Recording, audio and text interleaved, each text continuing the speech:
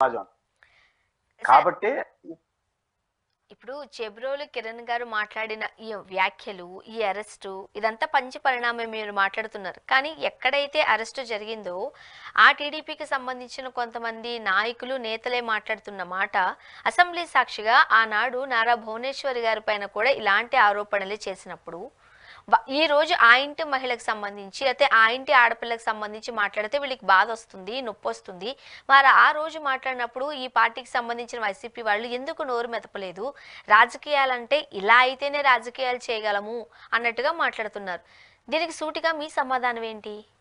నిస్సందేహంగా ఆ క్వశ్చన్స్ వస్తాయి. గతంలో నారా భువనేశ్వర్ గారికి సంబంధించినంత వరకు చంద్రబాబు ఆమె రాజకీయాలకు సంబంధం లేదు. ఆమె కూడా వ్యాపారాలు, కుటుంబానికే పరిమితమైన వ్యక్తి. ఎప్పుడప్పుడు తన భర్త సంబంధించి కుప్పంలో పోటీ చేసినప్పుడు వచ్చిపోతుంది. ఆమె రాజకీయాలు, వివాదాలు జోలికి వెళ్లే వ్యక్తి కాదు. చంద్రబాబు నాయుడు గారి మీద కోపంతోనూ, ఇంకోరి మీద కోపంతోనూ వల్లభనేని వంశీ గారు కావచ్చు, కొంతమంది కావచ్చు, లోకేష్ గారికి సంబంధించి కానీ, బ్రాహ్మణి గారికి సంబంధించి కొన్ని వ్యాఖ్యలు, అభ్యంతరకర పోస్టులు పెట్టిన మాట నిజం. వారందరూ శిక్షార్హులే. వారందరిపైన చట్టబద్ధమైన చర్య తీసుకోవాల్సిందే. దాన్ని ఎవరు కాదనలేరు. ఆ రోజు ఆ ప్రభుత్వం తీసుకోవాలి. ఈ ప్రభుత్వం తీసుకున్న కూడా ఇప్పుడు వల్లభనేని వంశీని అరెస్ట్ చేసినప్పుడు అలాంటి వాళ్ళు ఏం చెప్పాం? ఆయన పైన సెక్షన్లు, వివిధ కేసులు, పోలీస్ స్టేషన్ చెప్తాం. దీన్ని మనం తప్పబట్టాం. కానీ ఈ అరెస్ట్ అయిన వెంటనే ఫస్ట్ రియాక్షన్ ఇది సహజమే, ఎందుకంటే గతంలో అదుపు తప్పారు అనే క్వశ్చన్ ఆన్సరే వచ్చినాయి. ఎందుకంటే గతంలో వాళ్ళు తప్పు చేశారు కాబట్టి. అయితే బట్ ఈ రోజు కాబట్టి అదే మీకు సర్టిఫికేటా? గతంలో చంద్రబాబు నాయుడు గారి సతీమణి పట్ల అభ్యంతరకర వ్యాఖ్యలు చేసిన దాని ఫలితం ఏమైంది? వైఎస్ఆర్ కాంగ్రెస్ పార్టీ నష్టపోయింది రాజకీయంగా. సమాజం యాక్సెప్ట్ చేయలేదు. మీ పరిస్థితి కూడా అదే. రెండో అంశం ఏంటంటే, ఏ బాధతో మనం స్పందిస్తామో అదే తప్పు మనం అసలు చేయకూడదు. సమస్య ఏంటంటే, నేను ఒక అంశం పట్ల మిమ్మల్ని ఇబ్బంది పెట్టాను అనుకోండి, మీరు బాధపడతారు. మీరు మళ్ళీ అంతకన్నా అలాంటి తప్పు ఇంకోటి పట్ల చేస్తే ఇంక మీకు విలువే ఉంది. నాకన్నా మీరు పెద్ద తప్పు చేసినట్టు. ఎందుకంటే ఒక పెయిన్ మీకు అర్థమైంది పర్సనల్ గా, మళ్ళీ అదే పెయిన్ ఇంకోరు మీరు చేయడం అనేది మిమ్మల్ని ఎట్లా యాక్సెప్ట్ చేస్తున్న సొసైటీ నాకన్నా ఎక్కువ చూస్తుంది శత్రువుగా మిమ్మల్ని. కాబట్టి తెలుగుదేశం పార్టీ పైపించి మీరు రెడ్ బుక్ పేరుతో ఇట్లా తప్పు చేసినందుకు మేము చర్య తీసుకుంటున్నాం అంటున్నారు. మరి దాని కొనసాగింపుగా ఇట్లాంటివి చేస్తే ఏమంటారు? పైపించు అతను తెలుగుదేశం పార్టీ దగ్గరుండి ప్రోత్సహించకపోయిండొచ్చు.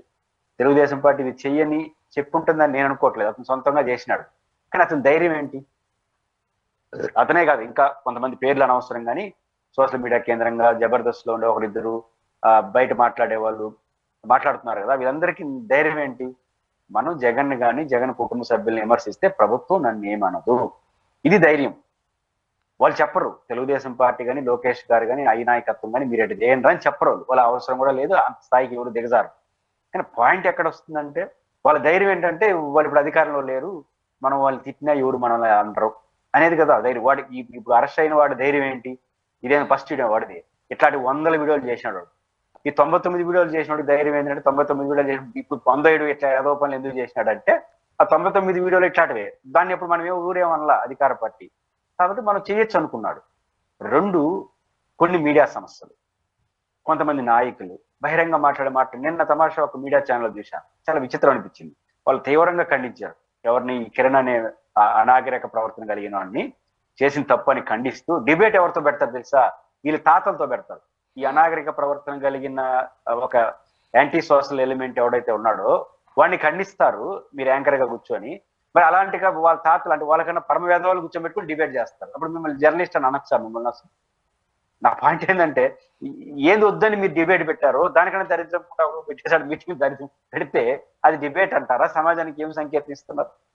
కాబట్టి హై లెవెల్లో ఉండే మీడియా సమస్యలు లేదా పెద్ద పర్సనాలిటీస్ మనం ఇచ్చే సిగ్నల్స్ ఎలా ఉండాలంటే ఇది ఎంకరేజ్ చేసే విధంగా. ఇప్పుడు ఉదాహరణ అతను అరెస్ట్ చేయడంతో ఇట్లా మాట్లాడాలందరూ కొంచెం భయపడుతున్నారు. ఇప్పుడు ఏదో తేడా కొడితే మనల్ని ఎవరైతే సంతోషిస్తారో ఎంకరేజ్ చేస్తారో పార్టీ శ్రేణులు కూడా ఇట్లాంటివి ఏమైనా ఇరుక్కున్నామంటే ఎత లోపలేసేస్తారు మన వాళ్ళని అనే విషయం అర్థమైంది ఇప్పుడు కొంతమందికి. ఇప్పుడు కిరణ్ అనే వాడిని అరెస్ట్ చేయడం ద్వారా చాలా మంది ఇట్లాంటి బ్యాచ్ ఉన్నారు కదా, ఈ పార్టీ అయినా ఆ పార్టీ అయినా, వాళ్ళకి ఇప్పుడు చిన్న అనుమానం ఒకటి వస్తుంది. ఏంటంటే రాజకీయంగా మనల్ని సంతోషించే వాళ్ళు కూడా, వాళ్ళు తిడతా ఉంటే ఆనందించే బ్యాచ్ ఒకటి ఉంటుంది కదా, వాళ్ళు కూడా వాడిని తిట్టేంత వరకు సంతోషిస్తారు. రేపది రాజకీయంగా మాకు నష్టం వస్తే మన లెక్క లోపలేస్తారు. లేసేసి మేము చూడు ఎట్లాంటి వాళ్ళము, మా పార్టీ వాళ్ళు ఉడగలము అని ఎత్తిని మళ్ళీ వేస్తారు అనే విషయం ఇప్పుడు అర్థమైంటుంది ఇట్లాంటి బ్యాచ్ కి. కాబట్టి ఇట్లాంటి చర్యలను ఎందుకు ఆహ్వానిస్తున్నామంటే ఇంకొకటి భయం ఉంటుంది. ఇప్పుడు చంద్రబాబు గారు కూడా పాజిటివ్ గా స్పందించారు ఒక సభలో. ఒక ఆడబిడ్డల పైన వేస్తే అదే చివరి రోజు అవుతుంది అన్నాడు. గుడ్, మంచి హెచ్చరికే, దాన్ని ఆహ్వానించాల్సిందే. కాబట్టి తెలుగుదేశం పార్టీ అతన్ని చర్య తీసుకొని, అది మొదటి రోజు తీసుకొని ఉంటే ఇంకా బాగుండేది. ఇప్పటికైనా తీసుకున్నారు.